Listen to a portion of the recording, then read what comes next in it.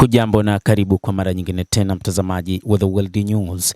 Katika kipindi hiki cha ulimwengu wa siasa, jina langu ni Adam Hussein. Rais wa Urusi Vladimir Putin na mwenzake wa China Xi Jinping wamekuja na mkakati mwingine wa kuimarisha BRICS.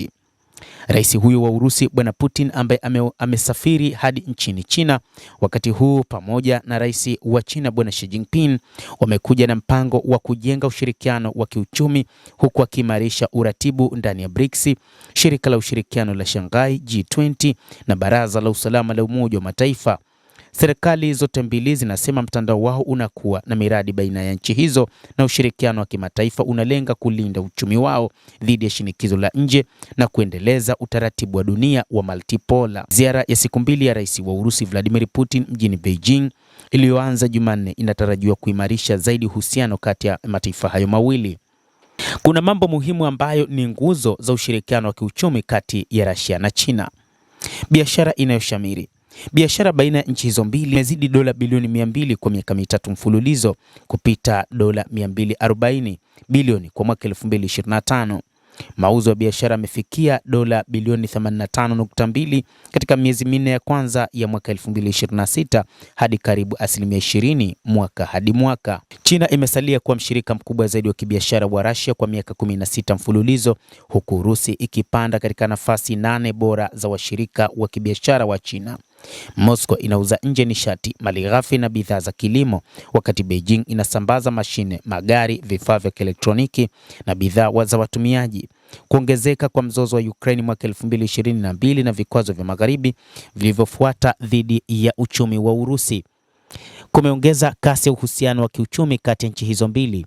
Ushirikiano wa kifedha. Urusi na Uchina zimeondoa kwa kiasi kikubwa sarafu za nchi za magharibi katika biashara ya nchi mbili. Takribani miamala yote sasa inafanywa kwa rubles na yuan.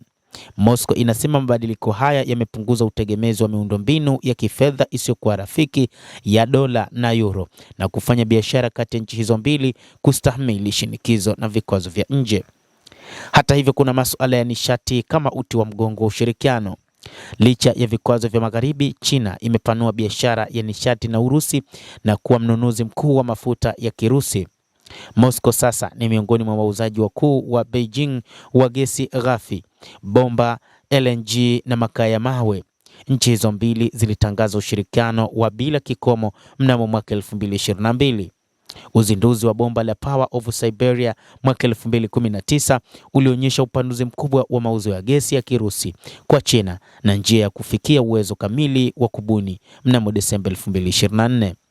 Moscow na Beijing pia zinaendeleza nguvu iliyopangwa ya bomba la Siberia 2 kupitia Mongolia, ambayo inaweza kuongeza kwa kiasi kikubwa vifaa kutoka kwa mashamba ya Siberia ya Magharibi ambayo yalikuwa yakihudumia Ulaya hapo awali.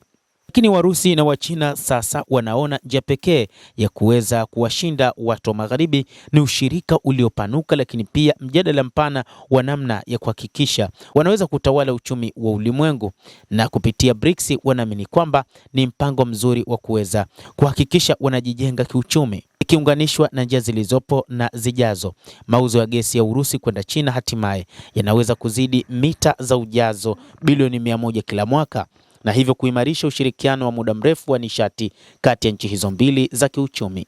Kando na usafirishaji wa bomba, Urusi imepanua usafirishaji wa LNG kutoka miradi ya Arctic na Mashariki ya Mbali ikijumuisha Yamal LNG, Arctic LNG 2 na Sakhalin-2, huku mizigo ikizidi kusafirishwa kupitia njia ya bahari ya kaskazini. Usafirishaji wa gesi ya Urusi kwenda Uchina umezidi kuongezeka, data zinaonyesha. Kwa Beijing, nishati ya Kirusi hutoa ukaribu, bei ya ushindani au dhidi ya shinikizo la magharibi.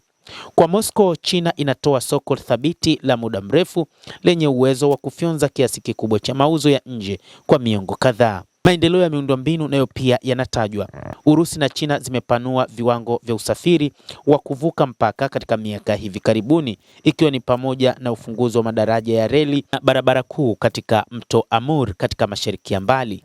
Nchi hizo mbili pia zinaunda kile ambacho maafisa wanakielezea kama gari la kwanza la kimataifa la kuvuka mpaka linalounganisha Hey na Blagoveshchensk.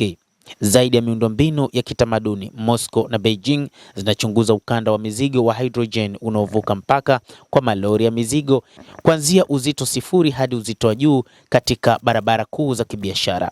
Miradi mingi kati ya hii inalingana na mpango wa ukanda wa barabara wa China BRA, mkakati wa kuunganisha wa miundombinu ya Eurasia kwa Beijing. Miradi ya viwanda, teknolojia na uwekezaji.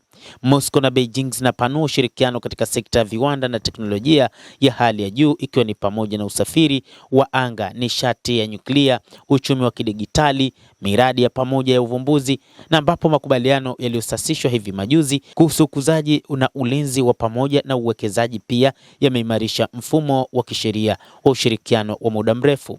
Kulingana na mfuko wa uwekezaji wa moja kwa moja kwa Urusi, zaidi ya miradi 90 ya pamoja yenye thamani ya takribani rubles trilioni 18 sawa na dola bilioni 253 kwa sasa inatekelezwa chini ya tume ya uwekezaji ya nchi mbili katika sekta zote zikiwemo miundombinu, nishati na vifaa.